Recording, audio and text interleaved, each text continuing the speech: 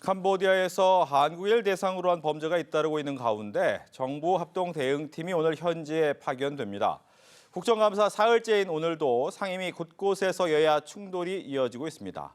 관련 내용을 포함한 정치권 이슈들 한민수 더불어민주당 의원, 유이동 전 국민의힘 의원 두 분과 함께하겠습니다. 안녕하십니까? 안녕하세요. 안녕하세요. 반갑습니다. 네.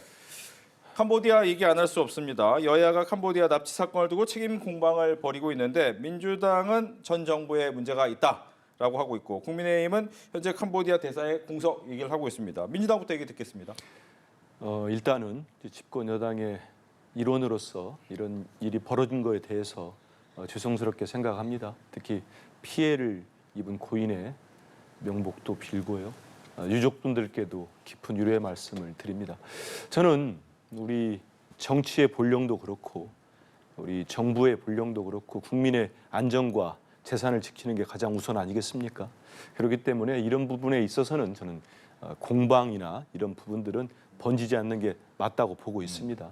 다만 이제 야당에서는 물론 야당은 뭐 정부 여당이나 견제하기 위해서 여러 가지 목소리를 냅니다만은 이 부분을 따지거나 이제 과도하게 정치적으로 비판하면은 저는 되돌아갈 수밖에 없다고 봅니다. 왜냐하면 우리 국민들 다 아시지만 윤석열 정권의 어떤 폭압이 있었지 않습니까? 그리고 국민들에 의해서 윤석열 전 대통령이 파면된 거 아닙니까? 인수위도 없이 출범한 이재명 정부가 지금 갓 넉 달이 됐습니다.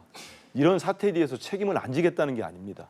근데 마치 이재명 정부가 제가 방송 들어오기 전에도 보니까 국민의힘의 중진 의원이 이재명 정부가 무능해서 그렇다고 마구 공격을 하던데 그렇다면 지난해 국민의힘이 여당일 때 국감장에서 나온 발언들은 뭐가 되겠습니까? 그 당시 국민의힘 의원들이 외통위와 정무위에서 한 얘기가 있습니다. 지금 캄보디아에 여러 가지 문제가 있으니까 코리안 데스크 그리고 경찰 주재원 증원이 필요하다. 이런 요구들을 본인들이 했어요. 문제가 있는 걸 아니까. 근데 무슨 일이 있었습니까? 윤석열 정권 때. 오히려 이런 증언은 되지 않고 지금도 계속 특검 수사에서 밝혀지고 있는 것처럼 김건희 여사를 통한 뭐 통일교회 캄보디아 민원 청탁이랄지 캄보디아 ODA 예산 증액이랄지 오히려 경찰관이 늘은 게 아니고 캄보디아의 ODA 예산이 3배, 4배가 늘어버렸습니다. 윤석열 정권 때. 그러고 지금 우리 국민들이 저는 피해를 보는 겁니다.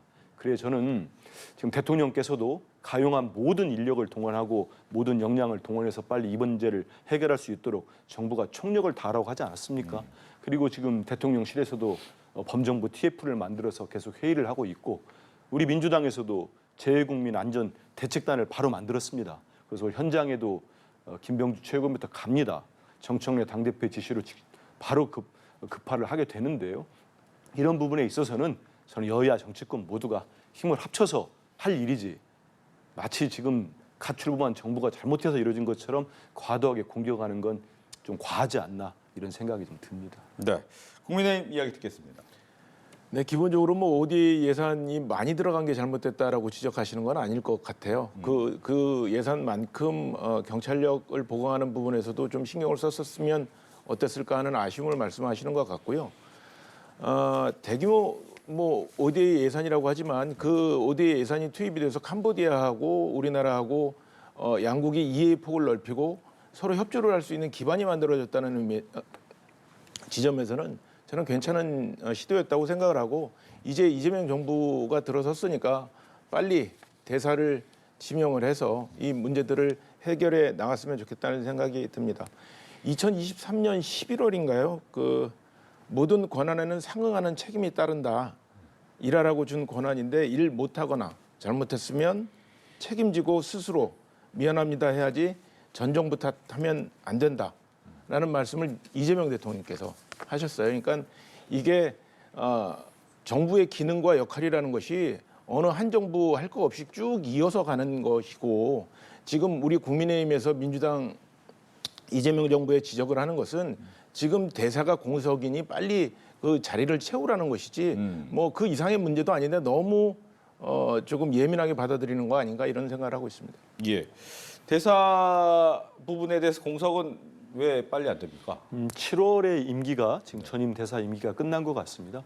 근데 지금 인선을 하고 제가 외교부 측에 직접 알아본 건 아닙니다만 또 아그레만 같은 게 있기 때문에 저는 이번 사태가 이번 캄보디아에서 우리 국민들의 피해가 당장 벌어진 게 아니고 오래전부터 이뤄졌는데 거기에 대해서 제대로 대처를 못했다는 거는 아까 우리 의원님 말씀대로 정부라는 건 지속되는 거 아니겠습니까? 그래서 어느 정부가 잘못했다 막 하는 것보다는 이럴 때일수록 우리 국민들 안전을 지키기 위해서는 정치권도 힘을 모아서 우리 정부가 더 신속하게 대응해서 뭐 주재국 대사도 지금 정부에서는 바로 인접한 대사가 빨리 업무를 할 수 있도록 조치한다고 하지 않습니까? 이럴 때 힘을 모아가지고 우리 국민들 피해가 더 없도록 하고요.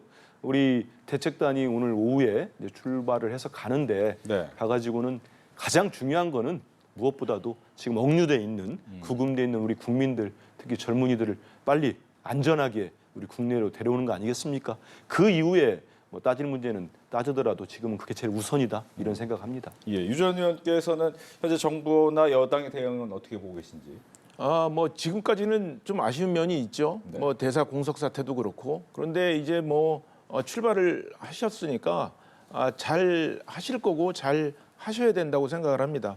사실 이 사건은 알면 알수록 저희와 캄보디아와의 해결해야 되는 문제도 있지만 사실은 이 우리가 갖고 있는 우리나라 내부적으로 갖고 있는 경제 사회적인 문제가 갖고 있던 그런 문제들이 한꺼번에 같이 나온 거거든요. 그러니까 청년 일자리 문제라든지 네. 신종 범죄들이 그 관할 권역을 벗어나서 전 세계적으로 일어날 수 있다든지 이런 많은 숙제를 줬기 때문에 이 부분을 요번 마침 국정감사도 이루어지고 있으니까 국정감사 기간에 국회에서 좀 적극적으로 정책적 대안이나 그런 수단들을 좀 강구했으면 좋겠습니다. 예, 상임위 이야기로 넘어가겠습니다. 이 상임위 곳곳에서 여야 충돌이 계속되고 있는데 특히 과방위와 법사위의 공방이 조금은 치열합니다. 어제 과방위에서 보니까 민주당 김우영 의원이 국민의힘 박정훈 의원의 문자를 폭로했습니다. 또 이게 고성도 오갔는데 상황은 어떻게 보셨습니까? 제가 가방위원이기 때문에 현장에 있었습니다. 근데 좀 그 앞섰던 일에 대한 설명이 좀 필요할 것 같습니다. 왜냐하면 일전에 저희가 이제 방송 3법을 비롯한 개혁 입법들을 할 때 박정훈 의원이 상임위에서 그런 얘기를 했습니다. 제가 그때는 다른 일정이 있어서 잠깐 자리 비운 사이였는데 민주당이 입법, 사법, 행정을 모두 이렇게 일방적으로 독주하는 국보위 같다 이런 표현을 썼어요. 근데 국보위는 뭐냐면 우리 국민들 다 아시는 것처럼 그 군사 독재, 군부 정권, 전두환 정권이 들어설 때 있었던 게 국보위 아닙니까? 그러다 보니 김우영 의원이 그 질의 이후에 도저히 국보위란 발언은 받아들일 수가 없으니까 한 영상 그 사진 한 장을 띄웁니다. 그게 뭐냐면 참 박정훈 의원이 들으면 또 어떨지 모르겠습니다. 박정훈 의원의 장인이 전두환 전 대통령 12.12 군사 쿠데타를 할 때 쿠데타 세력으로 있었던 장성입니다. 제 이름까지는 얘기 안 하겠습니다. 그 사진을 띄운 겁니다. 그러고 난 다음에 이제 두 사람 사이에 감정이 격해졌고 이제 상임위를 벗어난 곳에서 여러 두 분 사이에 좀 언성이 있었던 것 같습니다. 그러고 난 다음에 바로 이어가지고 저 욕설 문자를 보낸 거예요. 근데 김우영 의원이 공개하지 않았습니다. 제가 뭐 사적으로 온 거라고 생각하고 저렇게까지 저도 저런 문자 동료 의원으로 받아본 적 없거든요. 아마 유 의원도 마찬가지일 겁니다. 아무리 기분 상한다고 야이 찌질한 X야 하면서 보낸 문자가 어디 있겠습니까? 근데 그걸 공개하지 않았었는데 어제 오전에 그 과방위 국정감사를 하는 와중에 그 앞서 가지고 박정훈 의원이 기자회견을 합니다. 저를 나중에 알았습니다. 그 언론 보도를 통해서 거기서 무슨 얘기를 하냐면 이거는 5.50 전두환 정권 때 또 쓰지 않았던 얘기일 거예요. 지금의 대통령실이 김일성이군요. 김일성 추종 세력과 연계돼 있다고 주장을 합니다. 이게 가당치나 한 소리입니까? 할 말 있고 안 할 말이 있지 지금 철진한 색깔론을 가지고 공격을 합니다. 그러니까 김우영 의원이 이거는 묵과할 수 없다 하면서 저 문자를 폭로를 했는데 저는 더 심각한 거는 우리 국민들 다 보셨습니다. 날 것으로 생방송으로 다 보셨는데 그 자리에서 제가 정치부 기자도 오래 하고 지금 국회의원이 되겠습니다마는 국회 상임위원장에서 저렇게 욕설을 한 경우는 처음 봤어요. 그것도 한 번도 아니고 두세 번 계속 욕설을 하던데 저는 우리 당에서는 고발 조치도 하고 국회 윤리위에 제소를 할 생각입니다. 예, 국민의힘 어떻게 보셨는지? 늘 국정감사 기간에는 뭐 이것이 문제다 저것이 문제다 말도 많고요. 탈도 많은데 올해는 유난히 좀 예년 국정감사보다 좀 심한 거 아닌가 이런 생각을 합니다.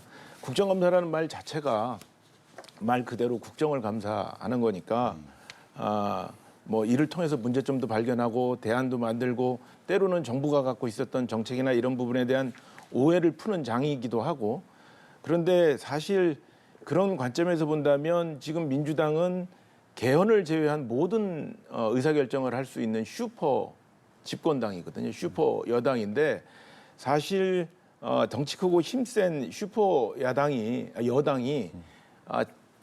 작은 정당, 그러니까 상대적으로 작은 야당을 상대로 이렇게 사사건건 말꼬리 잡아가지고 투닥거리는 모습이 저는 뭐 여당한테는 그렇게 썩 긍정적이지 않을 거라고 생각을 합니다.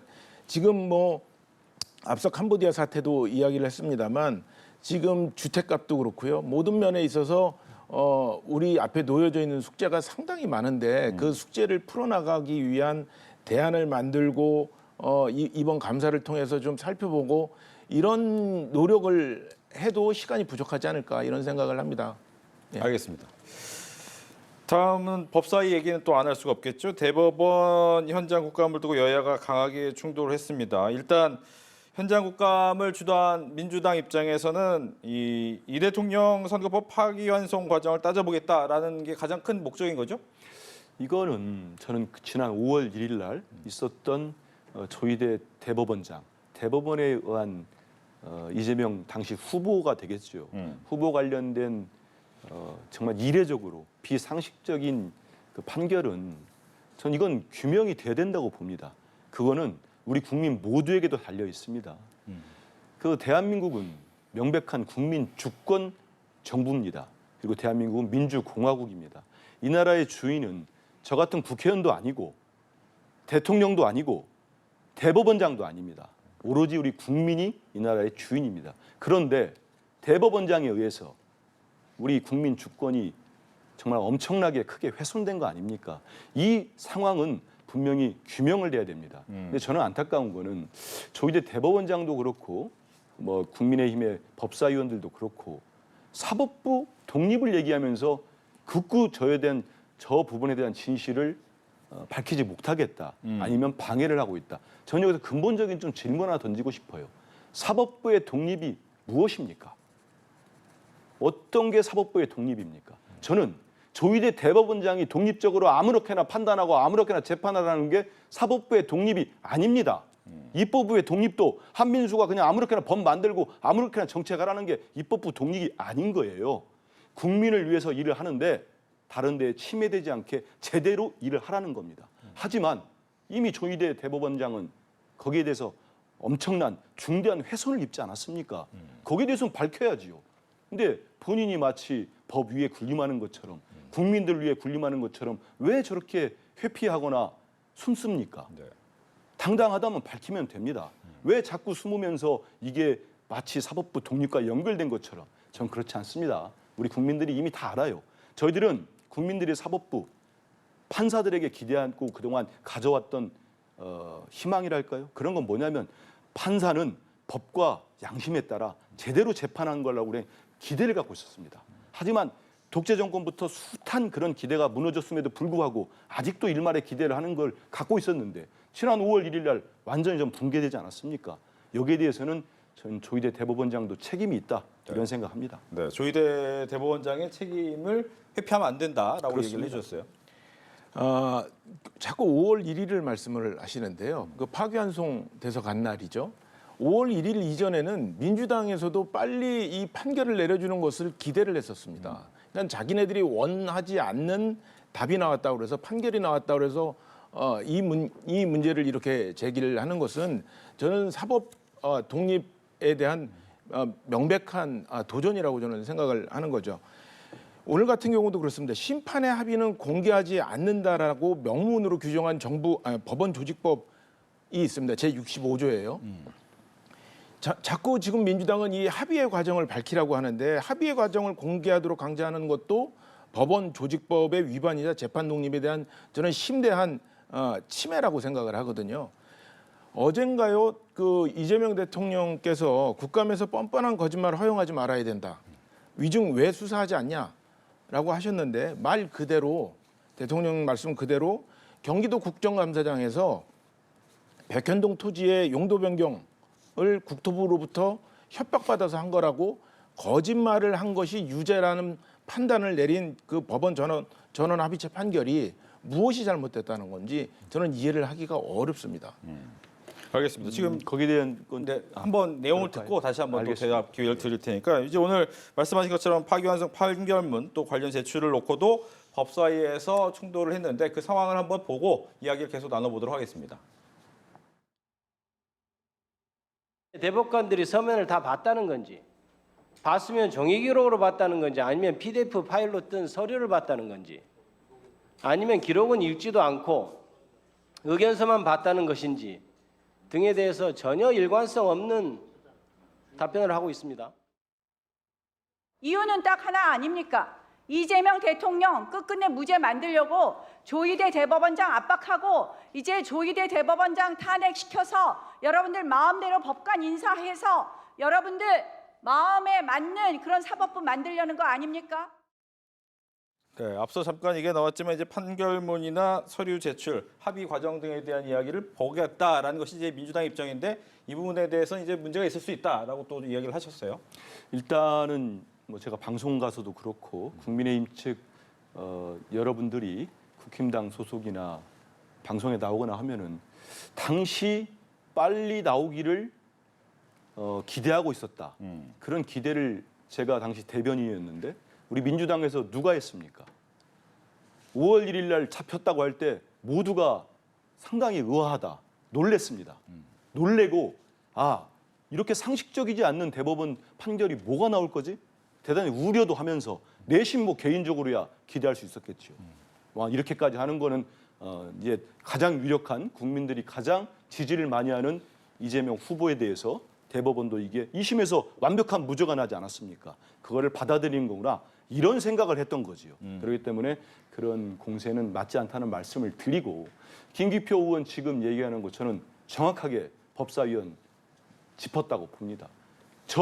김 의원이 얘기한 부분들을 우리 국민들이 모두가 듣고 싶어 합니다. 도대체 이렇게까지 국민들 바로 있는 한 달여 뒤에 있는 대선을 앞두고 국민들이 가장 지지하고 있는 대선 후보의 피선거권을 박탈하는 그런 사법적인 저는 쿠데타에 가까운 일을 했는데 어떤 자료 검토를 했는지 아니면 대법관들이 모여가지고 전원 합의체에서 모여서 심도 있게 논의를 했는지 이게 밝혀져야 되는 거 아닙니까? 그리고 공교로운지 아니면 어떤 여러 가지 시나리오가 있었는지 모르겠습니다. 조희대 대법원장 이런 판결이 나오기 직전에 지금은 뭐 내란에 깊숙이 관여됐음이 CCTV로 모두 밝혀지고 있는 한덕수 당시 총리가 어떤 행보를 보였습니까? 선거를 제대로 관리해야 될 대통령 권한대행이 직접 선거 전에 뛰어들겠다고 이미 예고를 한 상태입니다. 그리고 5월 1일 날 선고가 나자마자 바로 이어가지고 한덕수 권한대행이 사표를 내고 국민의힘 경선에 뛰어듭니다. 대선 후보로 나가겠다고 출마선을 하게 됩니다. 이게 정상적입니까? 이건 국민적 물음입니다. 여기에 대한 답을 해야죠. 예. 국민의힘 입장에서는 이재명 대통령 구하기를 위한 것이다라고 얘기를 하고 있어요. 그렇죠. 5월 1일에 그 판결이 나기 직전까지 민주당은 그거를 기대하지 희망하지 않았다고 말씀을 하시는데 그러면 지금 같은 반응을 왜 그때는 보이지 않으시고 그 판결이 나고 나서 지금 이런 반응을 보이시는지 5월 1일을 기점으로 태도가 바뀌니까 저희는 그런 문제를 지적하지 않을 수 없고요. 5월 1일이라는 게 또 의미가 있습니다. 지금 대법원을 압박하는 수단 중에 하나로 대법관의 증언 이야기를 하고 곧 조만간 그 관련된 내용을 개혁안을 발표한다고 하던데 그것도 그렇습니다. 5월 1일 날을 기점으로 5월 1일 날 전까지는 대법관을 증언해야 되겠다라는 관련 법안이 하나도 발의가 된 적이 없어요. 그 첫 법안이 발의가 된 게 5월 2일부터입니다. 그러니까 오랫동안 민주당에서는 이게 대법관 증언이 오래된 수건이고 반드시 필요했던 문제라고 이야기를 하지만 22대 국회가 시작된 지 근 1년이 넘어서까지 법안이 한 건도 발의가 안 됐던 내용들이 5월 2일 날 발의되기 시작하거든요. 그러니까 지금 민주당이 보여주는 태도는 앞서 나경원 대표가 이야기하셨던 것처럼 이재명 대통령의 선거법에 대한 무죄 판결을 이끌어내기 위해서 대법원을 압박하는 거다라고 저희는 생각하지 않을 수가 없습니다. 네. 여야가 또 이재명 대통령의 측근으로 알려진 김현지 대통령실 제1부속실장의 국정감사 출석을 두고 공방을 벌이고 있습니다. 여기도 이제 관련 발언이 있는데 이 발언 듣고 대담 이어가도록 하겠습니다.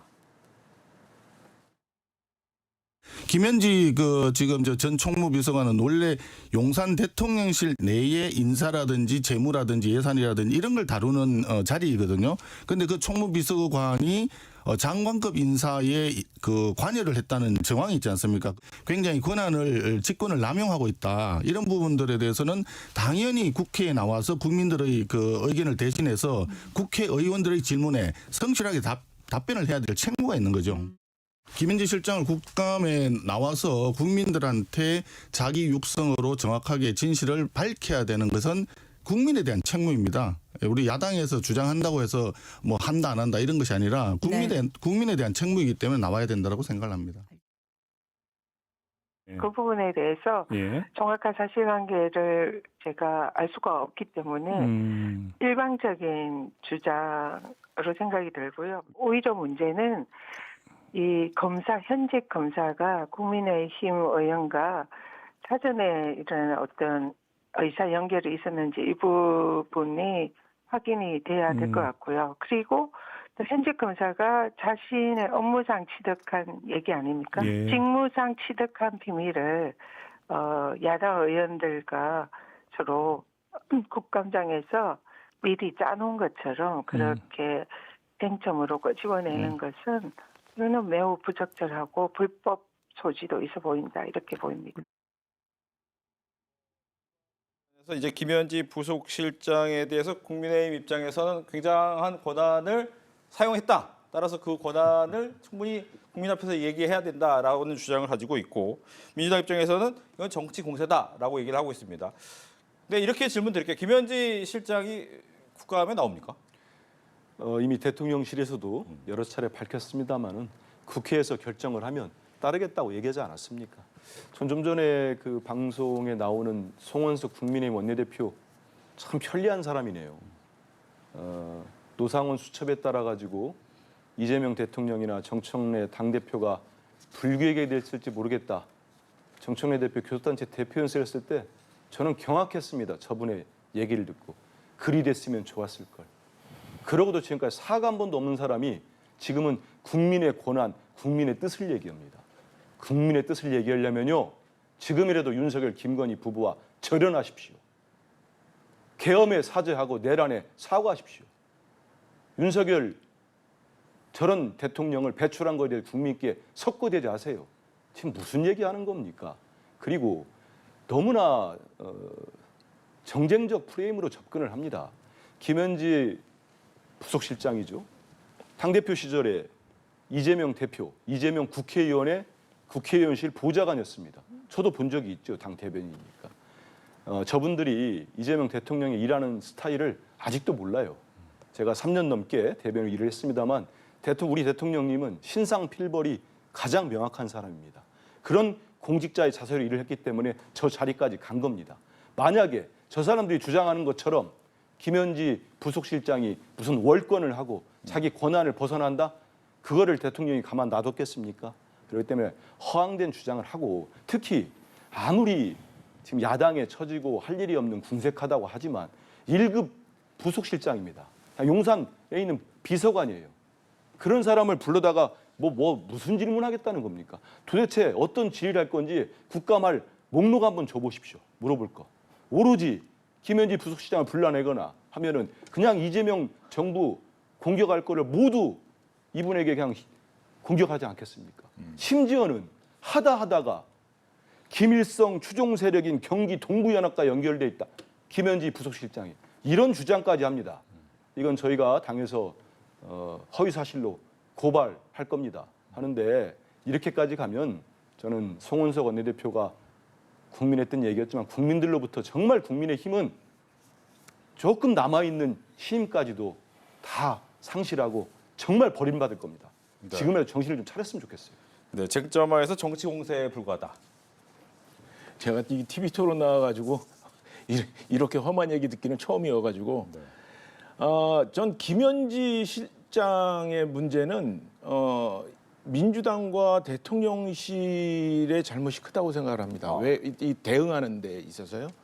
왜 그러냐면 국정감사장의 총무비서관이 나오는 것은 당연하거든요. 그 운영위 국정감사장의 총무비서관이 나와야 현재 대통령실의 그 운영되는 예산이라든지 조직이라든지 이런 것들을 묻지 않습니까? 그러니까 총무비서관이 나오는 것은 너무나 당연한 얘기인데 그것에 대해서 너무 적극적으로 화들짝 놀라서 막 너무 이렇게 적극적으로 저항을 하다 보니까 우리 당 입장에서는 저곳이 아픈가 본데 저희가 뭐가 있는 것 같은데라고 계속 거기를 현미경을 대고 들여다볼 수밖에 없거든요. 네. 그런데 아까 말씀하셨던 것처럼 1급 비서관이 뭐라고 그거를 볼 일이 뭐가 있겠냐라고 말씀하시는데 그러면 1급 비서관인데 왜 그 민주당이 나서서 그 사람을 그렇게 막는지 당연히 나와야 되는 국정감사장이 나오는 것까지도 그렇게 막을 정도면 저희 입장에서는 저분이 뭔가 역할을 하고 있구나라는 것을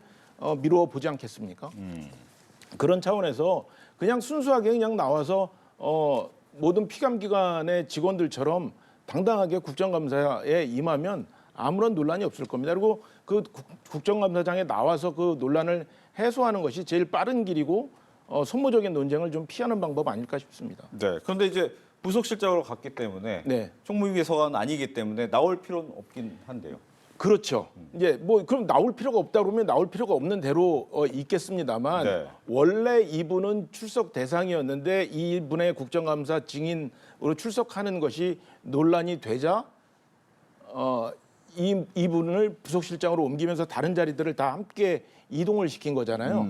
그러니까 그거는 뭐 저희 입장에서야 충분히 의심이 되지만 뭐 민주당 입장에서야 뭐 까마귀 날짜 배 떨어진 거다라고 주장을 할 수도 있겠죠. 하지만 그런 오해를 풀려면 나와서 그간에 쌓여 있었던 그 질문들, 오해들, 의혹들 이런 것들을 당당하게 밝히면 되죠. 네. 오히려 나와서 당당하게 밝히는 게 낫지 선후 않나. 관계가 좀 있어요. 그러니까 역대 이제 국감 할 때 정부에서 총무비서관들 나왔죠. 그렇죠. 나오는 아마 문민정부 김영삼 정부 이후로 그랬던 걸로 저도 언론 보도를 통해서 봤습니다만 그렇게 예를 들어서 대통령실의 총무비서관의 역할로서 국감을 하는 운영위원들 중에 실제 질문할 내용들이 있다. 그래서 소환을 하고 했으면 당시 운영위에 있는 민주당 의원들이 반대를 했겠습니까? 근데 그에 앞서 가지고 마치 뭐라고 말까지 만들어냈지 않습니까? 모든 게 김현지로 통한다. 이런 말까지 하면서 대변인 논평 내고 지도부 회의 때마다 공격하고 그건 뭡니까? 목표가 뻔한 겁니다. 총무비서관 김현지를 보는 게 아니고 그냥 이재명 대통령을 정조준하면서 김현지 총무비서관을 당시에 불러내려고 한 겁니다. 이거를 어떻게 쉽게 용인할 수 있겠습니까? 그런 말씀을 좀 드리고 싶고요. 그래서 너무 정치적으로 접근하고 정쟁적 프레임을 가지고 접근해서 이런 문제를 만들었다. 네. 이런 얘기 꼭 드리고 싶습니다. 짧게 답변 듣고 다음으로 넘어가겠습니다. 선후에 말씀을 하셨는데요. 운영위에서 청와대 대통령실을 부를 때는 대통령실의 고유 업무에 대해서 묻지만 일반적으로 그 운영에 참여하시는 의원들이 양당의 원내 지도부 의원들이 참여를 하기 때문에 대통령실의 운영 외의 것들을 정치적인 이슈들을 제일 많이 묻는 것이 운영위 국정감사장입니다. 그런데 거기에 나와서 당연히 물을 질문들을 피하는 것이 뭐 어떤 그 정당한 행위인 것처럼 이렇게 포장을 하시는 거는 저는 국민들에게 큰 거짓말을 하는 거라고 저는 이야기를 하고 싶습니다. 알겠습니다. 시간이 그렇게 많지 않기 때문에 지금 대통령실과 정보 통상 라인들이 이제 미국에 갔지 않습니까? 예. 에이펙 정상회의 앞두고 과연 미국과의 관세 협상에 진전을 좀 보일 것인지 민주당에서 어떻게 보고 계신지요? 일단 기대를 하지요. 그리고 기대뿐만 아니고 그렇게 되기를 절실하게 원하고 있습니다. 왜냐하면 대통령께서도 여러 차례 말씀하셨습니다만 지금 상황이 우리나라 외환 보유고도 그렇고 우리가 500억 달러를 어떤 식으로 저기 현금으로 할 수 있겠습니까? 이런 부분들 일본도 지금 그러지 않았다는 게 뭐 드러나고 있는 거 아니겠습니까? 그래서 저는 우리 장관들도 그렇고 지금 미국 가서 정말 간절한 마음으로 협상을 하고 있다는 얘기를 좀 전해 들었습니다. 그래서 이게 잘 돼서 미국 대통령도 트럼프 대통령도 어떤 압박으로만 우리는 오래된 동맹국 아닙니까? 저런 식으로 하는 거는 바람직하지 않기 때문에 잘 타결되기를 바라고요. 특히 미국 국내에서도 여러 가지 지금 트럼프 대통령에 대한 지금 정책이나 관세 정책이 그에 대한 반대 목소리도 커지고 있는 것 같습니다. 그래서 이런 부분들이 좀 협상을 하는 데 있어서 우리 정부의 좀 접근이 됐으면 좋겠다는 생각을 하고 있고요. 에이펙 때도 트럼프 대통령 오니까 또 계기가 되지 않겠습니까? 트럼프 대통령과 우리 이재명 대통령께서 보면은 그런 또 돌파구가 되고 잘 원만하게 해결됐으면 좋겠고요. 다만 하나 좀 아쉬운 거는 한 달 남짓밖에 안 됐습니다. 네. 안 됐는데 제가 그 자리에 있었으니까 정확히 압니다. 뭐 구체적인 제가 워딩까지는 하지 않겠습니다. 하지만 대통령께서 이재명 대통령께서 여야 대표들을 용산 대통령실로 불러서 오찬을 같이 했습니다. 윤석열 전 대통령 때 못 보던 모습이죠. 그 자리에서 제가 뭐 정확한 내용까지는 안 알리겠습니다. 비공개했으니까. 대통령이 관세 협상에 관련된 정말 많은 애로점 자세하게 장동혁 대표에게 설명을 좀 했습니다. 그때 장동혁 대표도 거기에서 여러 가지 수긍하는 모습을 보였어요. 그런데 그 뒤에 지금 정권 타도 투쟁을 하겠다. 관세 협상 내용도 많이 들으신 분이 저런 식으로 하는 거는 이렇게 정부가 더 어려운 협상을 할 때는 좀 힘을 모아주고 저희들 그렇게 하지 않았습니까? 네. 그런 자세가 좀 필요하다 이런 말씀 드리겠습니다. 예, 관세 협상, 후속 협의. 관세 협상은 잘 돼야 되죠. 지금 우리 대한민국 경제가 매우 어려운데 단순히 무역 수출을 하는 것뿐만 아니라 대한민국 경제 전반에 영향을 미치는 이 중요한 협상이니까 잘 돼야 되는데 저는 이것이 잘 되려면 국내에서 우리 국민들이 한마음 한뜻으로 이 정부의 협상을 응원해야 되는데 사실 정부가 이 지난번 협상에서도 그랬습니다만 자화자찬하고 이것을 성과를 부풀려서 자랑하기만 하지 실제로 이게 얼마큼 어려운지에 대해서는 이야기를 하지 않고 있단 말이죠. 그래서 이번에는 갔다 오셔서 현재의 진행 상황이 어떤지 어떤 어려움이 있는지 국민들은 어떤 부분에 힘을 합쳐야 되는지에 대해서 솔직하게 좀 이야기를 나눴으면 좋겠습니다. 네, 시간이 거의 다 됐기 때문에 부동산 얘기도 안 할 수 없습니다. 부동산 대책도 오늘 나왔는데 벌써 이제 세 번째 대책입니다. 세 번째 대책이기 때문에 과연 이 부분에 대해서 또 오늘 서울시에서는 여기에 대한 반대 입장도 또 내놓기도 했고요. 여기에 대한 얘기를 짧게씩 듣겠습니다.